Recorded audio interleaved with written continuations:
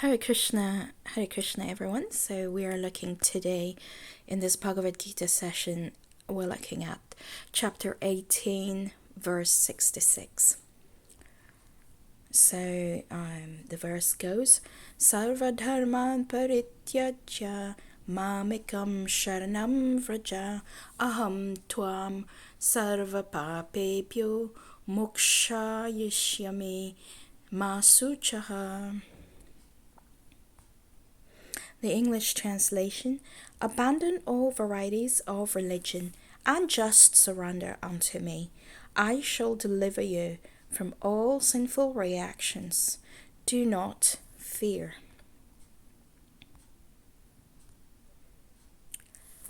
So here in chapter 18, which is the last chapter of the Bhagavad Gita, Krishna gives us the final instruction. He says, abandon all varieties of religion. Previously, in the Bhagavad Gita itself, Krishna had described different kinds of yogas. Karma yoga, dhyana yoga, what else? Jnana yoga, and all these yogas that he described, even bhakti yoga. But then at the end he says we should just give up everything and surrender unto him. So that's because Krishna he doesn't want to force us by giving us only bhakti yoga. He explains all the other yogas, but then he says his strong advice is to abandon all varieties of religion. So religions, we know there's so many religions, and they are all an attempt to reach the Supreme Lord. And even in the Bhagavad Gita, Krishna himself, he says that, so let me think, what is that verse? So there's a verse in the Bhagavad Gita where Krishna says, it's verse 4.11, Ye yatamam prapadyante tamstateva bhajamyaham mama vartmanu vartante manushyaha partha sarvashaha. So in that verse, Krishna says, as all surrender unto me, I reward them accordingly. Everyone follows my path in all respects, O son of Pritha. So what he means by everyone follows his path is ultimately he is the final enjoyer of all sacrifices, of all worship that is being done, although it's not being done directly to him, may be done through the intermediary of demigods, but it's all reaching him because he's a supreme person, supreme personality of Godhead. So in this final verse, Krishna gives his instruction. This is this verse is the essence of the Bhagavad Gita. So we need to give up so-called religious systems which are based on the bodily concept of life and misconception. And Krishna gives us his promise here. He promises he will give us full protection and destroy all our sinful reactions if we surrender unto him. So then this question of surrender is there. So what exactly does surrender mean? We'll look at that in more detail, but just a brief definition. So surrender means to accept favorable things which help us to progress towards Krishna and reject unfavorable things. We need to follow the instructions of Krishna and his pure devotees and carry our devotional service to Krishna. With firm faith and love, one should surrender unto the lotus feet of Krishna, which is the actual dharma of every living entity. Krishna is beyond the perception of the human mind and senses, and he cannot be understood by any mechanical yoga process. He can only be perceived if we please him, and that's the only time he will reveal himself by his own sweet will. And that's only then that we can understand him and surrender unto him. When we surrender partially, we can only understand Krishna partially. So surrender has to be done fully. When we surrender fully, then we can understand Krishna fully. So that brings to mind a verse from the Bhagavad Gita where Krishna says, as all surrender unto me, I reward them accordingly. So that's the verse we just read, Bhagavad Gita 4.11, we mentioned earlier. So surrender has to be full in order to get full mercy of Krishna. So how do we surrender? We may read the Bhagavad Gita, but just learning the Bhagavad Gita verses by heart, or reading the purport for acquiring knowledge only, it's not enough. It does not bring us to the point of surrender. It does not make us understand Krishna and his instructions. So learning, so scholarly knowledge of Bhagavad Gita it's like licking a bottle of honey. If we lick a bottle of honey, we will not get the taste of the honey inside. So just learning like a parrot is not going to give us taste for Krishna consciousness. Bhagavad Gita is like a medicine. So we need to actually take it for us to be cured. Simply knowing about it is not enough. It's like we go to the GP if we're sick and the GP says, here, you need some paracetamol. It's a painkiller. It will kill your pain. Or you need some antibiotic, let's say. It will cure you. So just knowing what antibiotic we need to take, say amoxicillin, is not enough. We need to actually go to the pharmacy, get our prescription, and actually start to take the antibiotics to get cured. In the same way, Bhagavad Gita is like that. It's like a medicine. We actually need to take it. We need to not just learn it, but apply the teachings, hear from a spiritual teacher, and carry out some devotional activities so Krishna is pleased with us, and he's the one who then removes that veil that covers him from the devotee, from the person. So theoretical, so very important to understand that theoretical understanding comes through hearing. So just by hearing we can understand the theory of Bhagavad Gita. But the realization of those teachings, the realization of Krishna, comes from applying what we hear through loving devotion to him. So that's very important, hence the emphasis on it. So, right, so let's look at a few examples. So we know that the Brahmins, so we know from Krishna Lila that there were some Brahmins in the forest who were very busy with carrying out fire sacrifices for the pleasure of Lord Vishnu. And they had their wives there in the cottage, and the wives were actual devotees of Krishna who had knowledge, who did not have knowledge of the scriptures, who were not as learned as their husbands, but who had the flame of bhakti, of devotion in their heart. They had heard a lot about Krishna and his pastimes, his qualities, and they had pure loving devotion in their heart. And when Krishna and Balaram approached the cowherd boys. No, not Balaram. The cowherd boys approached them for food, begging on the behalf of Krishna and Balaram. The Brahmins were very annoyed. They didn't recognize that the Supreme Lord was himself at their doorstep. The Supreme Lord was coming to ask for food.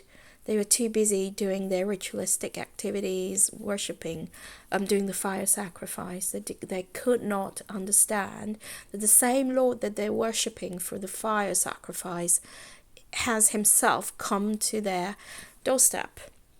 So then the boys, they were told by Krishna not to be disappointed and go to the wives of those Brahmins.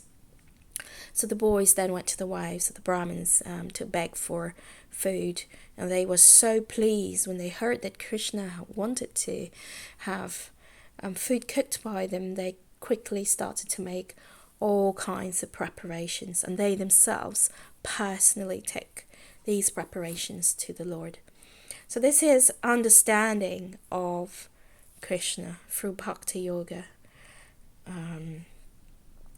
So the gopis of Vrindavan are an example of 100% surrender. The gopis of Vrindavan have not a tinge of wanting to satisfy their own senses. Whatever they do is only with the pure intention to make Krishna happy. They are an example of complete surrender. The gopis, they knew no one but Krishna as their Lord and Master and their friend, and their soul was completely, they gave everything to Krishna. So the gopis left their families, their children, their homes, and everything else behind. On that night of the Rasa dance, when Krishna played his flute, they knew that Krishna was calling them, and they left everything behind, braving the dangers of the jungle for Krishna. How many of us are willing to give up everything for Krishna? Not many of us are. We're attached to our jobs, we're attached to our material comfort, and we don't want to give up anything. But these gopis gave up everything, even their reputation and everything, just for Krishna. So here we have Namai, who is none other than Krishna in the golden complexion. So here the story about Namai and the poppy is there to illustrate that the Lord will shower his mercy to anyone who surrenders to him, be it an animal or an insect or any living entity. So here we have an example of how a puppy surrendered to the Lord, and the Lord fully reciprocated with that puppy. So basically what happened is, once Namai was playing, and there was a mother dog with her little puppy. At some point the puppy got stranded, got lost, and the little puppy was so helpless, didn't know what to do, and he had no one. So he saw Namai playing, and he went to Namai, and obviously he was lost, and he surrendered to Namai, considered Namai his mother. So Namai picked up the puppy and patted him, and obviously whoever comes to the Lord will never be rejected, will never be abandoned. So Namai didn't want to leave that puppy there. So the puppy was licking Namai with devotion and love, and it surrendered to Namai. So Namai picked him up and took him home. Now obviously Mother Sachi didn't want the puppy, and she said, "Oh, what are you doing, Namai? We're Brahmins, puppies, dogs. They're dirty. You don't want them to be in your house. We have to be clean." So she didn't want Namai to keep the puppy in his room, because Namai took the puppy up to his room and was patting him. There's a loving exchange there. But Mother Sacha didn't want that puppy. So Namai, she said to Namai, "Go take a bath. It's time for your bath. I'll take care of the puppy." So when Namai went away, she let go of the puppy. When Namai came back, he was so sad. He was looking for the puppy. He was not happy.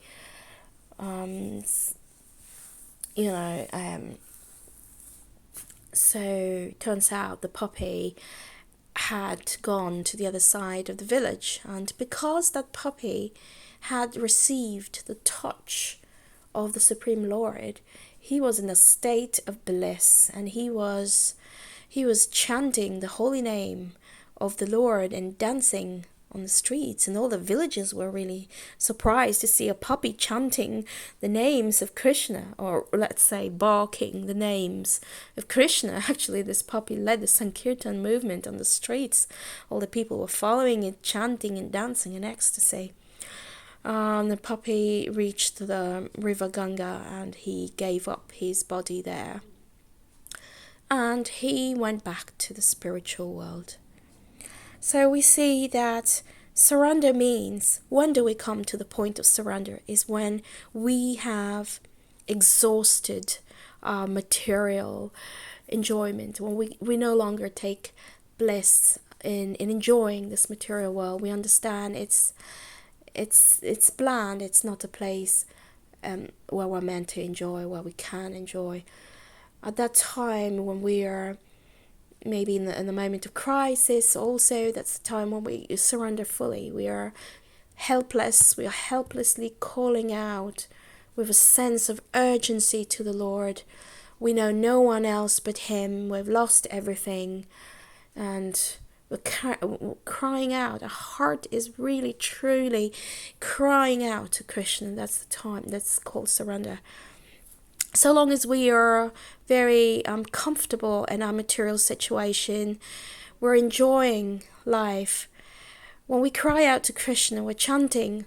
We may not be chanting with so much sincerity, putting our whole heart in it. We're not chanting with a sense of helplessness, like a child cries out to their mother. A child who is helpless, a newborn, cries out to their mother. We may not be crying out like that. So surrender means we understand that the Lord is our only shelter. Right. So let's take a look at Bhakti Yoga. So here are just a few points about the highest yoga, which actually Krishna reveals in chapter 9. She's the secret of all secrets, the king of education. We remember Bhagavad Gita verse 9.2, which goes Raja Vidya Raja Guhyam Pavitram Idam Uttamam Pratyaksha Vagamam Dharmyam Susukam Kartum Afyayam. English translation: this knowledge is the king of education, the most secret of all secrets. It's the purest knowledge, and because it gives direct perception of the self by realization, it is the perfection of religion. It is everlasting and is joyfully performed. So this is Bhakti Yoga that we're talking about. Bhakti Yoga being the topmost yoga system, is considered the elevator. So we know there's many processes of worship, different religions, and so some of them would be like stairs, and some of them, like Bhakti Yoga, is the elevator. It takes you straight to the highest perfection of light, straight to the spiritual world. So it's easy to understand. Let's take the example of a skyscraper. Let's say we want to get to the, the 20th floor. So we can choose to take the elevator, the lift, that will take us straight to the 20th floor.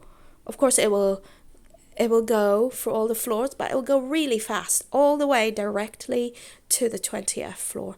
Or if we're not that maybe intelligent, we don't have the knowledge, we may decide we're going to take the stairs instead. So we'll go up the stairs, we'll reach the first floor, and then we'll go to the second floor, and then we'll go all the way up to the third, the fourth. We'll take it stepwise. But we will ultimately reach the 20th floor, but after a very, very long time. So in the same way, if we apply this analogy, it's in this very lifetime, Prabhupada says, if we practice Bhakti Yoga, at the end of this very lifetime, we can be qualified to go back to the spiritual world, where we never have to take birth and death again. Or if we want to go through the other yoga systems, like, the Karma Yoga, the Dhyana Yoga, the Jnana Yoga. It's like steps on the ladder, and it takes time. We're going through it stepwise, so we're going through millions of lifetimes before we actually reach the point of Bhakti Yoga. So it's our choice. We can choose to go fast, or we can choose to go stepwise. Bhakti Yoga is it is the topmost of all yogas. So let's take a look at Bhakti Yoga. A few things. Now, Bhakti Yoga is a very, very vast chapter, but we'll just look at a few things here. So in practicing Bhakti Yoga, we follow the instructions. We hear submissively from our spiritual master, who will give us instructions according to the scriptures, how to practice properly, how Krishna wants it done. So when we want to do something, we should say to please somebody, we should not do it as we think is great, or as we think. We need to do it according to how the person likes it done. So our spiritual master is a representative of the Lord, and he knows best how to please Krishna. So we should hear submissively. That's called Shravanam. It's the first principle of Bhakti Yoga. The first and the most important principle is to hear submissively. So the beginning of spiritual life is to understand that I know nothing. I do not know. In this way, if we approach a spiritual master with this kind of humility, then we're receptive, because we think we don't know. We're receptive to learn and receive that knowledge. But if we approach a spiritual master in a very arrogant mood, where we think we know everything, then our spiritual master will not be inclined to impart that knowledge to us. So Krishna himself says in another verse of the Bhagavad Gita, he tells us in Bhagavad Gita 4.34, Tad vidhi pranipatena pariprashnena sevaya upadekshyanti te jnanam jnaninas tattvadarshinaha. He says, just try to learn the truth by approaching a spiritual master. Inquire from him submissively and render service unto him. The self-realized souls can impart knowledge unto you because they have seen the truth. So in this way, by approaching a spiritual master, we open our heart to hearing about Krishna and his glories and his qualities and his pastimes. And in this way, we can develop some attraction and faith in him. So Bhakti Yoga means we put Krishna in the center of our life. So whatever we do it for Krishna. So if we imagine all the things we do in this material world, right? We I don't know, we go shopping, we go for a little walk, or we clean the house, we go to work. You know, everything we do. We buy a car, or everything we do in this world is actually like zeros that we are adding. 0, 0, 0, 0. So all these zeros that we're building up here in this material world has no value, because 0 plus 0 plus 0 is always 0. So how do we add value to this string of infinite zeros? Is by adding a 1. So when we add a 1, that becomes very, very valuable. So when we add a 1, for instance, to 9 zeros, we have 1 billion. If we didn't add the 1, it would be 0. So that's how we add to 0 value, we add incredible value, Krishna value. So by chanting, worshipping, dovetailing all our activities into dovetailing activities to please Krishna, we're adding the 1 there in front of the string of zeros.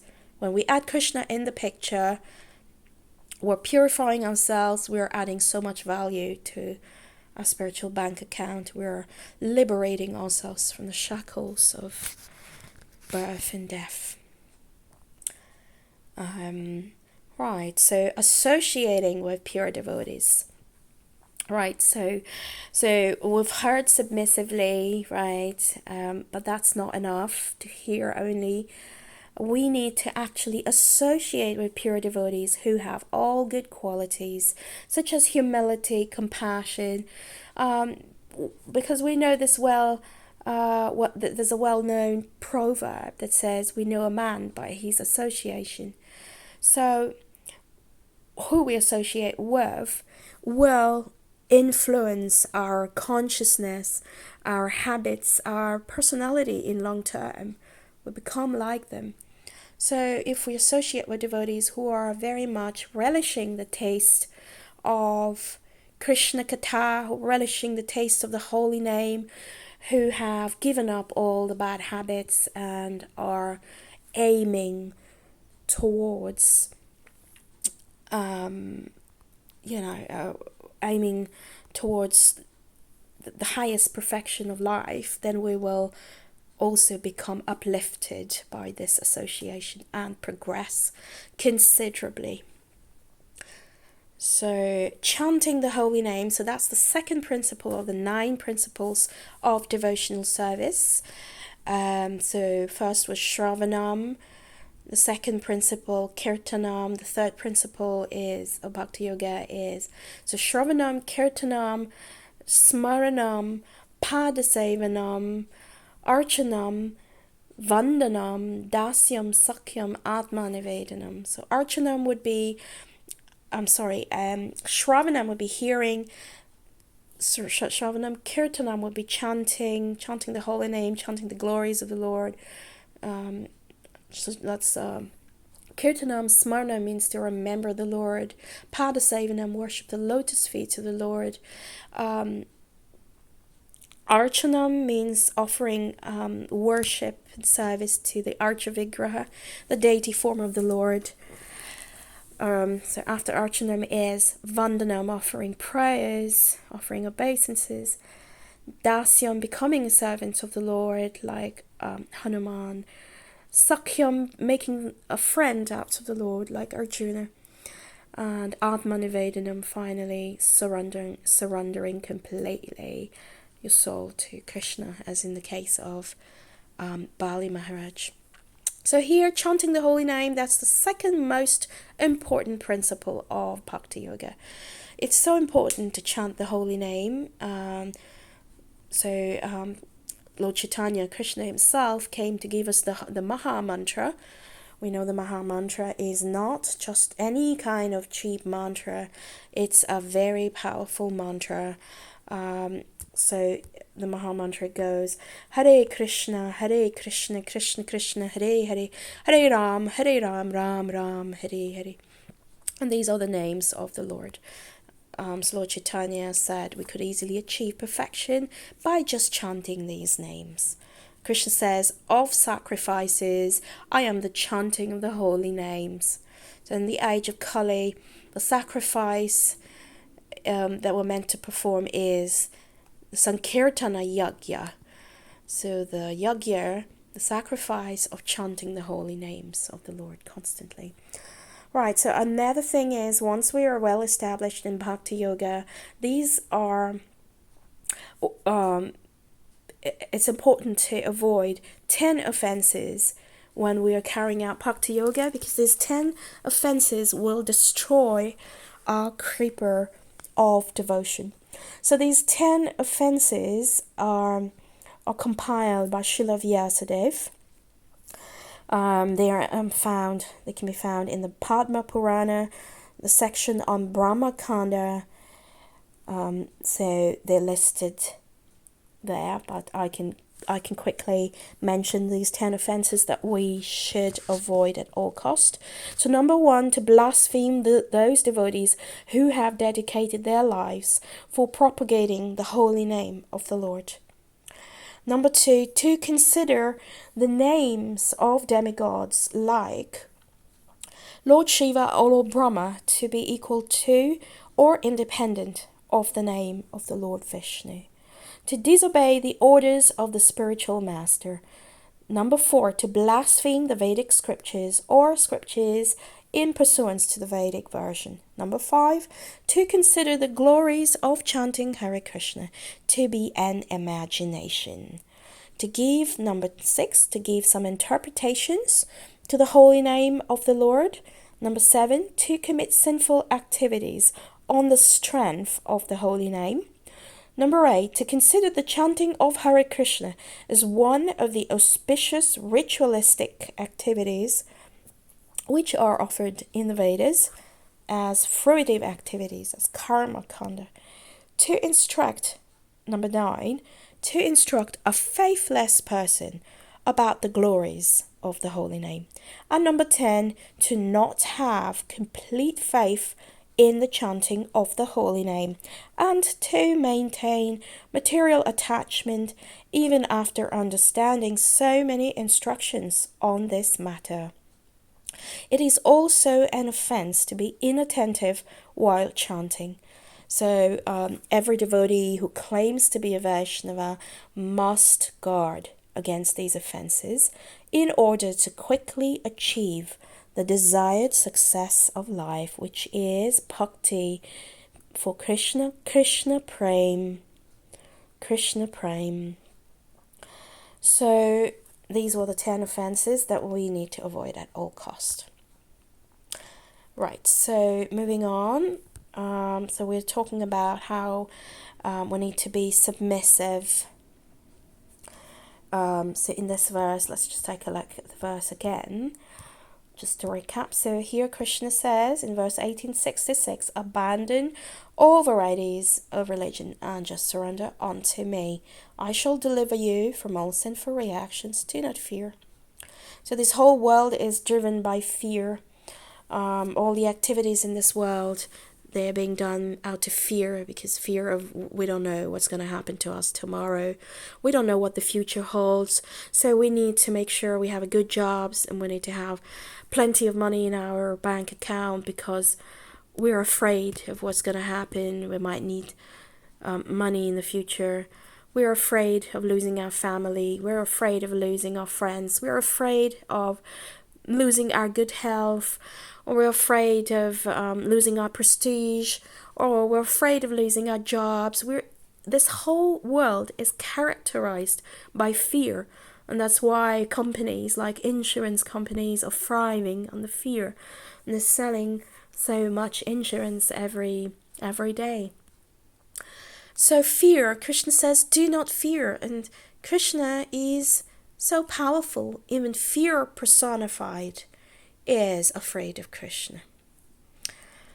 So anyway, let's just move on. So we're still on the ABCs of Bhakti Yoga here in this slide. So avoid sinful practices. Again, there are 4 pillars of sinful life: meat eating, gambling, intoxication, and illicit sex.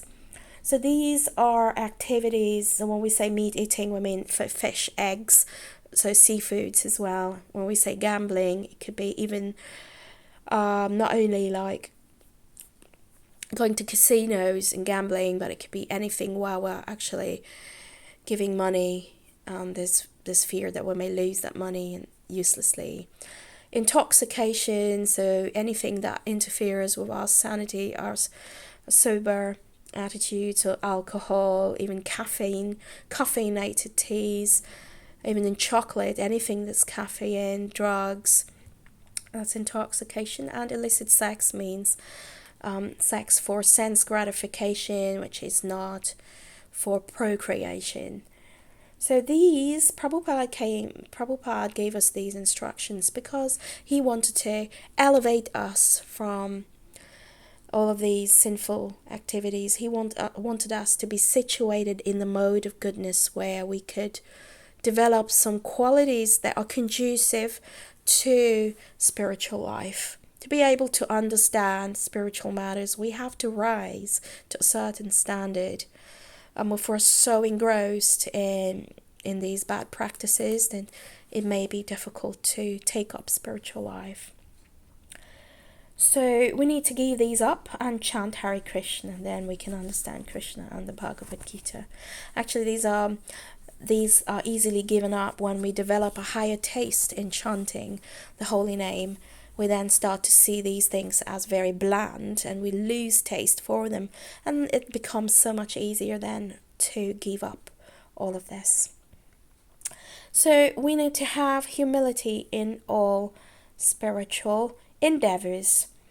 So the age of Kali is an ocean of faults. We all have faults. We all have our demons that we're trying to overcome. We're trying to, become better people. We all have faults. And yet Kali, this age of darkness, Kali Yuga, is an ocean of faults.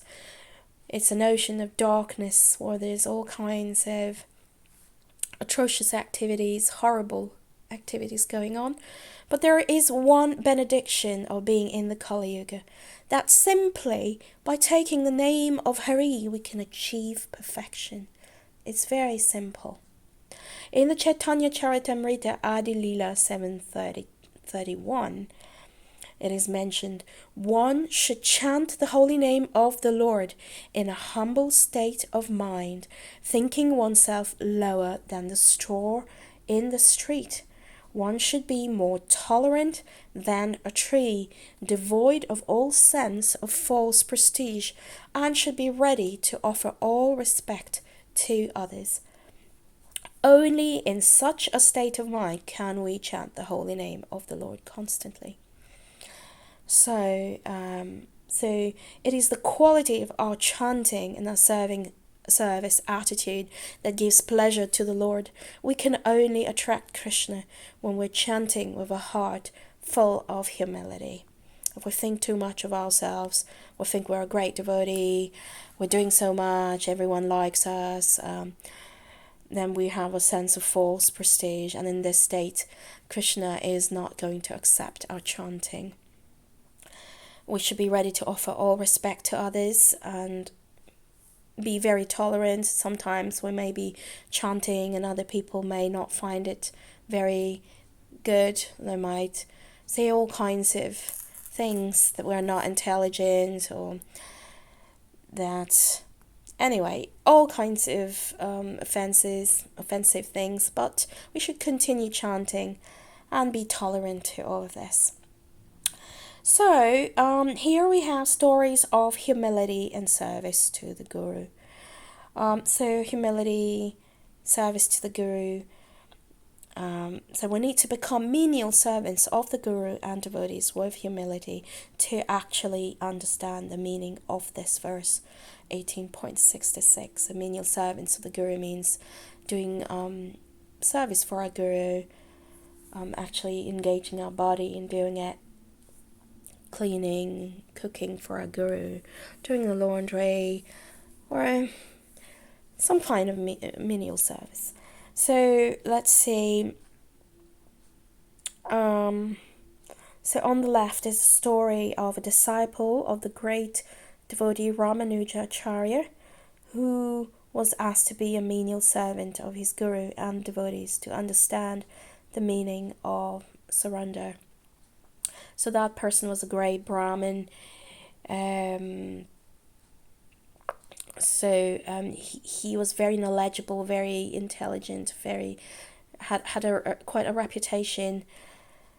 So actually what happened is, once a lady, a Grihastha lady, came to seek for help.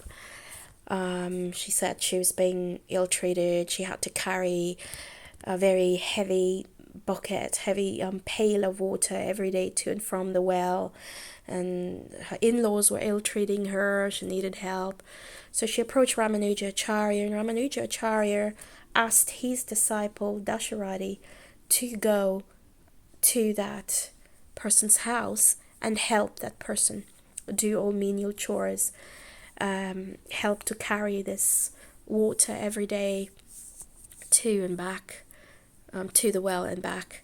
So obviously, as I said, Dasharati was a great disciple, a learned Brahmin, very respected, and still he agreed to become a servant of that lady. He didn't say, "Oh, how can I do this? I am such a great person. I can't become a servant. I can't do it." He had humility. He understood that he should follow the instructions of his guru. He understood the meaning of surrender. King Prataparudra in the middle picture. So we know King Prataparudra was a great king, but he was a devotee and he wasn't attached to his wealth. He actually wanted the mercy of Lord Chaitanya.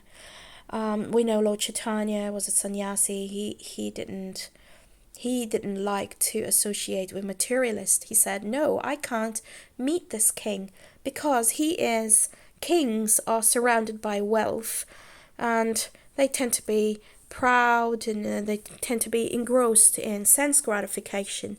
I'm a sannyasi and I'm not going to go to the house of such a person.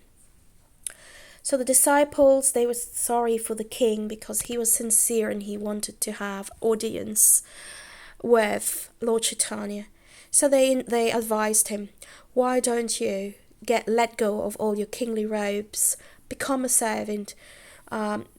The festival of Rath Yatra is going to happen soon. Lord Chaitanya will be there dancing in front of Lord Jagannath.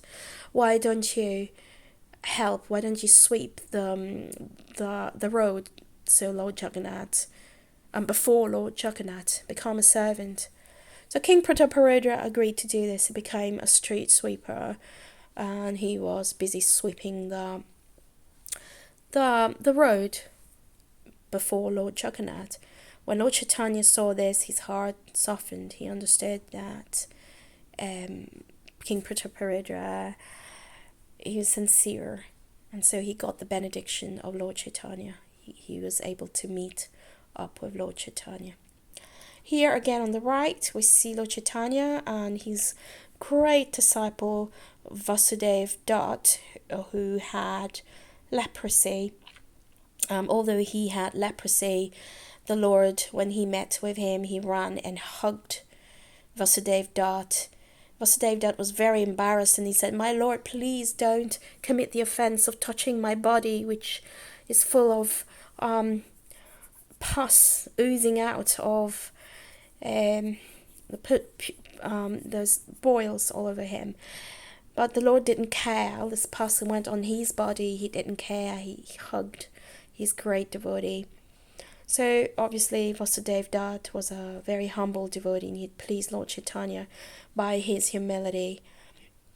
So being humble in Bhakti Yoga is so important to make progress. Right, so we've gone well over time, so I'm going to end here.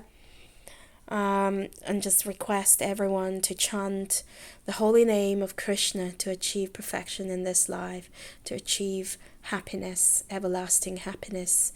So let us all chant together. Hare Krishna, Krishna Krishna, Hare Hare, Hare Ram, Ram Ram, Hare Hare. Jai Srila Prabhupada.